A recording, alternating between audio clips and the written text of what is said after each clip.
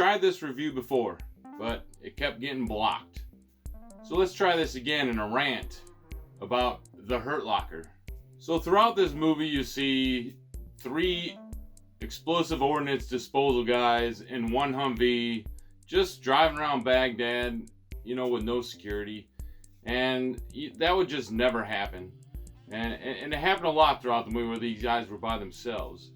So they definitely roll out with security. You gotta have, security is number one. You're not gonna roll out by yourself. On one of the first big missions that they go on, there's a whole platoon you'll see cramped into one area trying to protect themselves from where the bomb was at. And here comes your 3 saviors that roll up by themselves and tell them to stay put.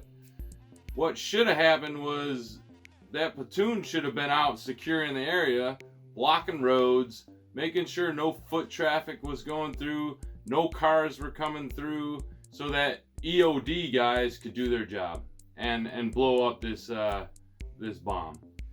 That doesn't happen. But it shows a lot of exciting things that are going on, so that people that don't know about the Army and about how we do things, they find this kind of thing exciting. These same 3 EOD techs, they roll up on contractors. These contractors are all in Iraqi clothing, and it was almost a firefight. I don't understand why they didn't identify themselves and speak English, because they did. But no, they had to make this a big ordeal. And it's definitely not true either how this happens, but they end up having to fight together then. So here's the kicker. This EOD technician is also a sniper, because he grabs the Barrett 50 cal sniper rifle and fights the Iraqis who were coming after them. It was amazing. I've never seen EOD sniper in my whole 20-year career. It was amazing. So they're at their base in this one, and they pick up a lieutenant colonel to take with him.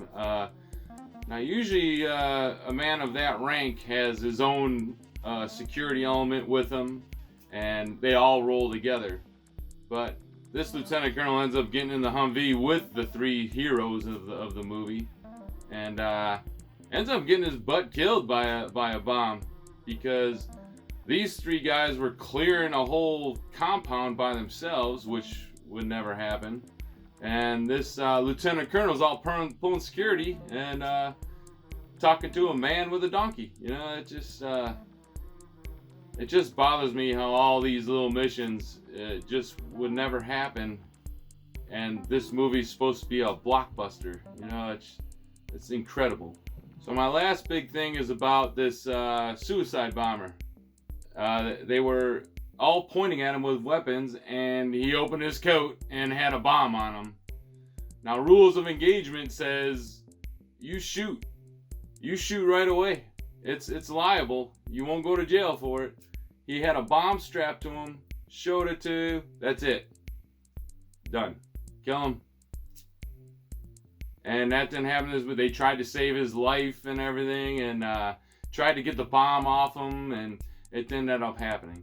But again, there's specific rules of engagements in this situation.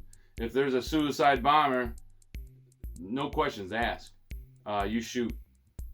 If you've never seen The Hurt Locker, go ahead and take a look at it. I don't know if you'll enjoy it.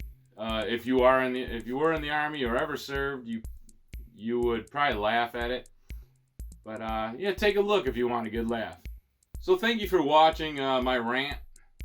I hope you enjoyed this one. Please feel free to comment on if you've seen The Hurt Locker. Send me what you think.